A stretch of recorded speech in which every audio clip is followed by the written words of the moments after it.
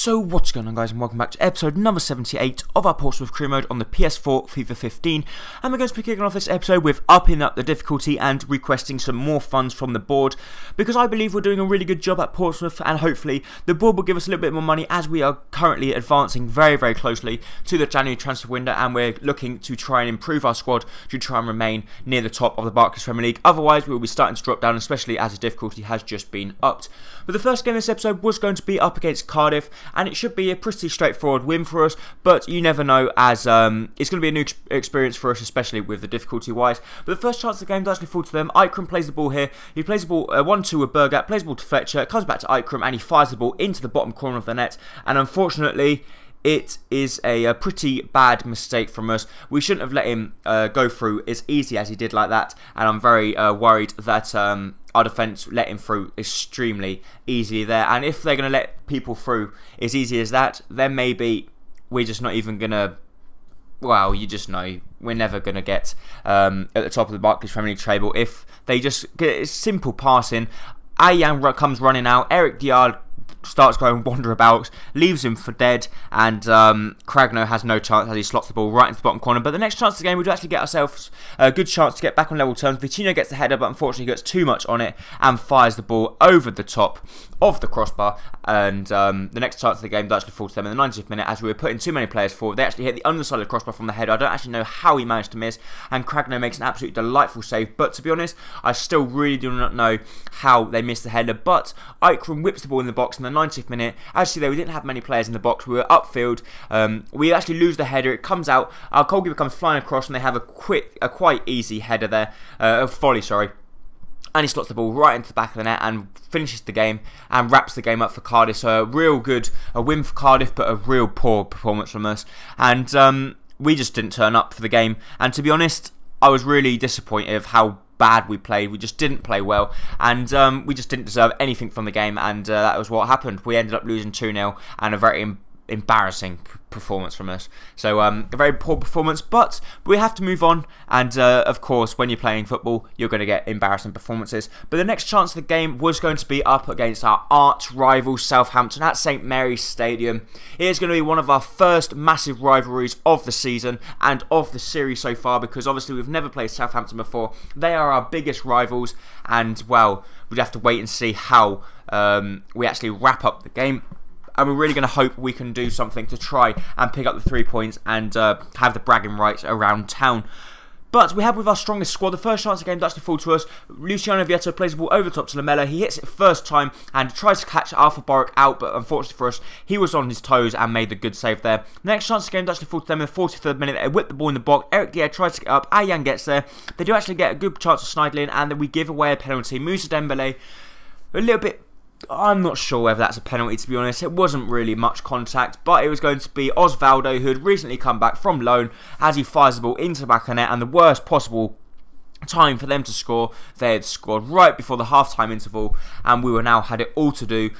The manager's team talk was going to be especially difficult now. He had to try and lift the spirit of his players up to try and come back, especially as it's one of the first rivalries that nearly all of these players have played in, because we haven't got one player in the Portsmouth squad that we've actually had right from the very beginning, apart from, you can argue, Moussa Dembele, but he's not really a Portsmouth-blooded player.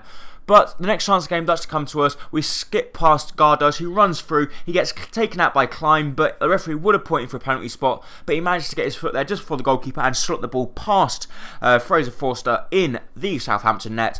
And we ended up getting ourselves back on level terms in the 55th minute. And it's not actually Fraser Forster, it's Arthur Boric. Because we wanted to, I remember now, we wanted to try and sign Fraser Forster, but they wouldn't sell him to us because obviously we were their arch rivals. But thankfully we did get ourselves back on level terms. It was a real good finish there from Dembele, and he picks up his 6th goal in the Barclays Premier League so far, and hopefully that is the 6th of many to come. But the next chance of the game does actually fall to them actually. Klein was running down the wing, he whips a lovely ball in the box. They do manage to get the ball clear, and what a fantastic save it was from Cragno. Otherwise, we've had it all to do again, but Cragno made to keep us in the game. They do actually whip the ball in the box. Davis whips it in. Thankfully, Cragno comes out, makes a real good, promising catch. He throws the ball out to Luciano Vietto, who tries to play the ball to Moussa Dembele, but unfortunately we lose the ball, but we win the ball back straight away. Moussa Dembele depossesses Schneiderlin. He plays the ball to Luciano Vietto, and for some reason, he was all on his own. Ryan Shawcross was no way going to catch him up. It was Luciano Vietto to win us the game, and of course, in the 68th minute, Luciano Vietto, the mini Aguero, scores one of his most important goals for the club so far, as he had put us up 2-1 in the lead up against our bitter rival Southampton. And what a fantastic finish it was as well. There's no way that Luciano Vietto is going to allow anyone to catch him up from there, and he slots the ball past Arthur Burke into the back of the net in the 67th minute. They do actually have a really good chance at the 70th minute. Davis, a lovely ball in the box. It comes to Jared Rodriguez. He has a really good header, but Cragno once again keeps us in the game with a fantastic save. The last chance of the game does actually fall to them. Davis whips the ball in the box. They do actually come very, very close with the header. We do come out. Unfortunately, we couldn't clear it very far. It comes to Reed. They have a really good header, but thankfully Cragno pounces on the ball and fires the ball upfield, and that was actually how the game finished. So he picked up an extremely important win for the club there. The club and fans were extremely pleased to see us beat Southampton, especially at St Mary's, and what a fantastic performance it was. We do actually get a management offer for Australia, but we do turn it down because I didn't really enjoy managing a lower nation side, especially like Wales. I'm not disrespecting any Wales fans, but I'm sure you guys would know that their squad needs improving, and the only decent players they've got are Aaron Ramsey, Ledley's not too bad, and obviously Aaron Ramsey, but the rest are just mediocre, and I didn't want to really waste time playing friendlies, etc., unless we're going to be playing with the likes of Germany, Spain, England, the big nations. But the next chance of the episode, or the next game, was going to be away from home at Selhurst Park up against Crystal Palace. So we actually had the first chance of the game, but a fantastic block from Freeman there to actually deny Dwight Gale the first chance of the game. But we do actually depossess Ramaj. It was a player, our Scout Future Star, runs through, plays ball to Benzia. Benzia slides in front of the Crystal Palace defender and puts it past Price in the Crystal Palace net, and we found ourselves 1-0 up at Selhurst Park. And what a fantastic finish it was as well from Benzia. A poor mistake from their defenders.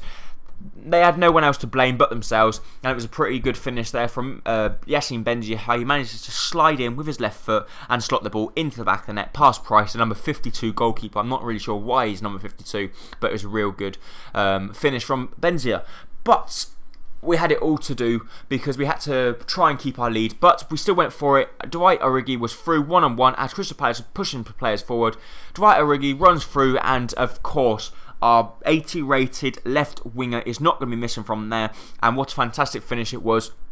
And the Belgium international scores a real crucial goal for us, and hopefully that would wrap up the tie in the 77th minute. They do actually have a good chance to get a good goal here. Williams plays the ball across. They play the ball to Balassi. They do actually find the ball in the back of the net, but thankfully for us, he was offside, and Cragno manages to keep his clean sheet. But that's actually it for this episode. If you enjoy it, please make sure to hit the like button down below, as it's very, very much appreciated. And I really do hope to see you next time for the next episode of either the Portsmouth Career Mode or the Aston Villa Career Mode. Thank you for watching. Bye-bye.